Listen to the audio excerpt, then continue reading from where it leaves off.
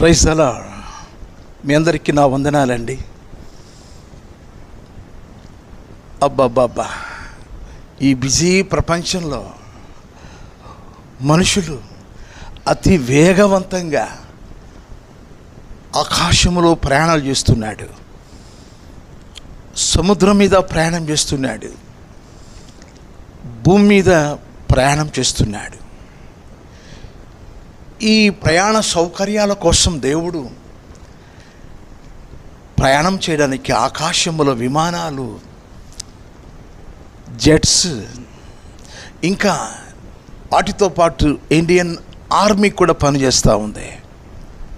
విమానాలు ఆ విన్యాసాలు చూస్తుంటే అవి పోవడం రావడం రాత్రి పగలు వాటిని చూస్తూ ఉంటే ఎంత చూడబుద్ధి అవుతుందో.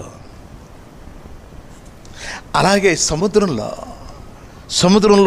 పైన వాహనాలు తిరుగుతూ ఉంటాయి.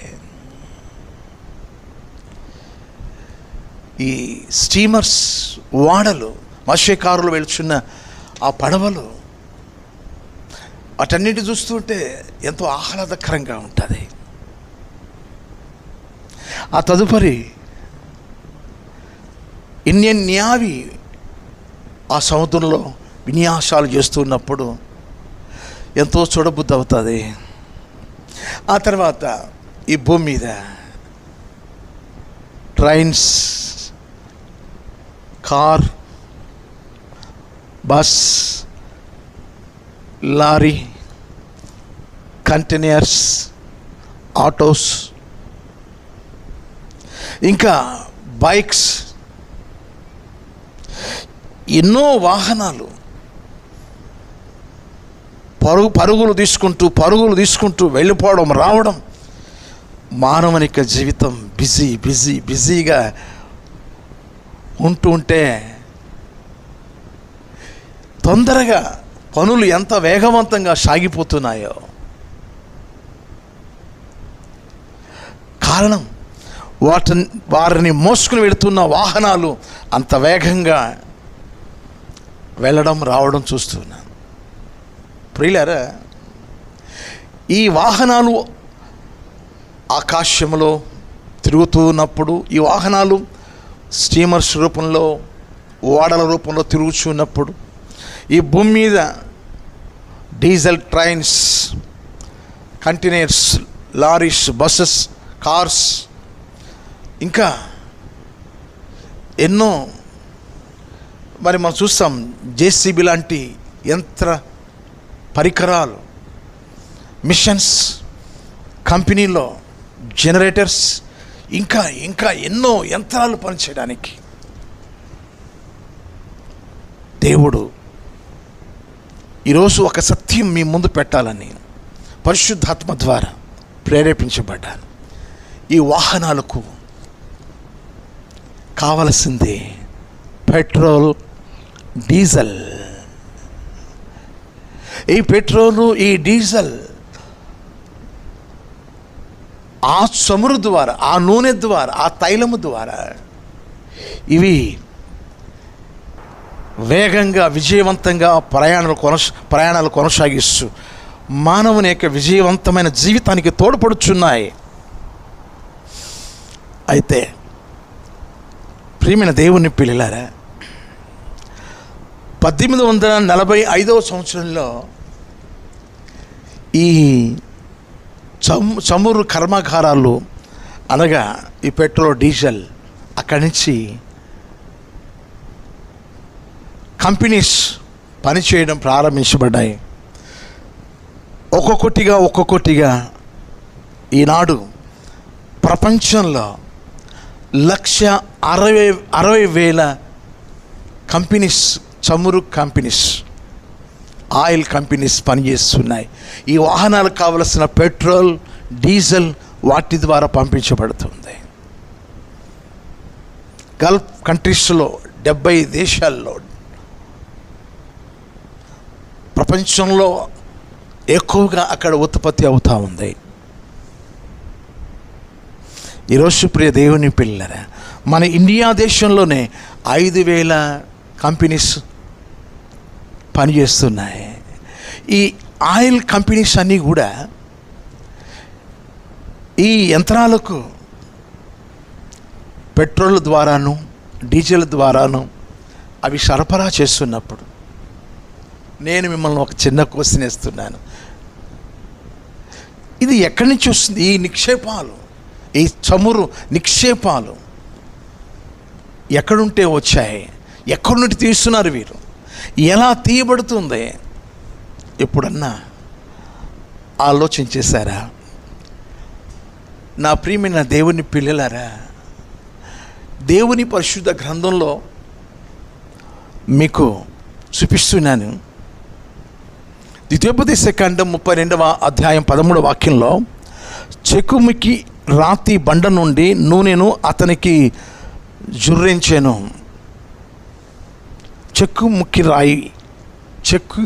చెక్కుముకి రాయి బండ నుండి అంటే పెట్రోల్ అంటే రాయి, ఈలియం, పెట్రో ప్లస్ ఈలియము అంటే తైలము, నూనె, చమురు. కనుక ఈ పెట్రోలియం పరిశుద్ధ గ్రంథంలో ఇజ్రాయేలు అనబడిన యాకోబు గారికి దేవుడు వాగ్దానం చేశాడు, అతనికి ఇస్తున్నాను. అందుకని ఇశ్రాయేలీలు మొట్టమొదటిగా వారే కనుగొన్నారు. రాతి బండ నుండి తీయబడింది పెట్రోల్, డీజిల్. ఈ సత్యం చెప్పడానికి నేను ఈ వీడియో చేస్తున్నాను. ప్రతి క్రైస్తవ సహోదర సహోదరులకు ప్రతిరోజు మీరు స్కూటీల మీద, మోటార్ బైక్స్ మీద మీరు వెళుతున్నప్పుడు, వస్తున్నప్పుడు ఈ ఆయిల్ ఎక్కడొచ్చింది, ఎలా వచ్చింది, లేఖనాలు ఎక్కడైనా బోధించబడిందా అంటే మీరు చెప్పగలగాలి అన్న ఉద్దేశంతో ఈ వీడియో మీకోసమే. ప్రియులారా, క్రీస్తుకు పూర్వం 1480వ సంవత్సరం నుండి 10వ సంవత్సరం ఆ మధ్యలో మోషే గారి ద్వారా ఈ ప్రవచనాలు, ఈ లేఖనాలు బోధించబడ్డాయి. ఈ చమురు గురించిన ప్రవచనం, ఈ పెట్రోల్ గురించిన ప్రవచనం క్రీస్తుకు పూర్వం 1480వ సంవత్సరంలోనే ప్రకటించబడింది. మరొక ప్రవచనం చూపిస్తున్నాను. ద్వితీయోపదేశకాండం 33వ అధ్యాయం 19వ వాక్యంలో, వారు సముద్రముల సమృద్ధిని, ఇసుకలో దాచబడిన రహస్య ద్రవ్యములను పీల్చుదురు. అంటే వారికి ఆ వాసన వారు పీల్చుకుంటున్నారట, పెట్రోల్ వాసన. అది ఎక్కడి నుంచి? సముద్ర సమృద్ధిలో ఇసుకలో దాచిపెట్టాడట. ఇసుకలో దాచిపెట్టాడట ఈ పెట్రోల్ యొక్క నిక్షేపాన్ని, నిధిని. దేవుడు ఇసుక కింద ఈ ద్రవ్యాన్ని దాచిపెట్టాడంట. ఇది రహస్య ద్రవ్యము అని ఉంది ప్రియులారా. ఈ రహస్య ద్రవ్యములను ఆయన, పెట్రోలు, డీజిల్ను ఆయన సర్వమానవాళి కొరకు ఆయన దాచిపెట్టాడు. చాలా ఆశ్చర్యంగా ఉంది కదా. మనుషుల యొక్క మనుగడ జీవితంలో ఇది అవసరము అని దేవుడు ముందుగానే చెక్కుముకి రాతి బండలో నుండి సముద్ర ఇసుకలో దాచబడిన రహస్య ద్రవ్యములను అనగా ఈ పెట్రోలును దేవుడు మనకు అనుగ్రహించాడు. దేవునికి మహిమ కలుగునుగాక. ప్రియులారా, మరొక మాట చూపమంటారా? క్రీస్తుకు పూర్వం సుమారుగా 2000 సంవత్సరాల క్రితం, ఆ 2000 నుండి 1880వ సంవత్సరం మధ్యలో యోబు గారు జీవించారు. యోబు గారు కూడా పరిశుద్ధాత్మ ద్వారా ఈ నూనెని గురించిన ఓ ప్రవచనం యోబు గ్రంథం 29వ అధ్యాయం 6వ వాక్యంలో, బండ నుండి నా నిమిత్తము నూనె ప్రవాహముగా పారెను.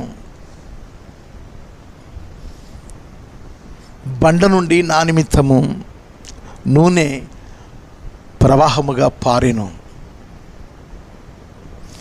ఆనాడు ఒకవేళ వాహన లేకపోవచ్చు. నా నిమిత్తం నూనె అంటే తన సంతానం సంతానం సంతానం సంతానం అలా వెనక్కి వెళ్ళిపోతే అందులో మనం కూడా ఉంటాం. ఆనాటి ప్రజల్లో మనం కూడా ఉన్నాం. ఆ తరాలే కదా ఈ తరాలు వచ్చాయి, ఆ తరం నుంచి తరాలు వచ్చినాయి. ఎంత చక్కని మాట ప్రియులారా. బండ నుండి నా నిమిత్తము నూనె ప్రవాహముగా పారెను. కనుక ఆకాశములో తిరిగే వాహనాలకు, సముద్రంలో ప్రయాణించే వాహనాలకు, ఈ భూమి మీద వేగవంతంగా ప్రయాణం చేసే వాహనాలకు ఇంత చమురు, ఇంత ఆయిల్ దేవుడు సమృద్ధిగా దాచిపెట్టాడు. అది ఆగలేదు, తరగలేదు. ఉబికి ఉబికి ఉబికి పెళ్ళుబ్బికి అన్నాడు ఇష్మాయేలుకు వాగ్దానం చేశాడు. ఆయన భూమిని చమురు భూమిగా దేవుడు ఆశీర్వదించినాడు. ఈరోజు ప్రియ దేవుని పిల్లలారా, ఎంత గొప్ప దేవుడు. ఏదైనా ఆయన ప్రవచించే చేశాడు. కానీ మానవుడు అవి కనుగొనలేక చాలా టైం పడుతుంది. క్రీస్తు శకం 1845 సంవత్సరంలో అప్పుడు ఒక్కొక్కటి ఈ ఆయిల్ కంపెనీస్ ఒక్కొక్కటిగా ఈనాడు ప్రపంచంలో 160,000 కంపెనీస్ పనిచేస్తున్నాయి.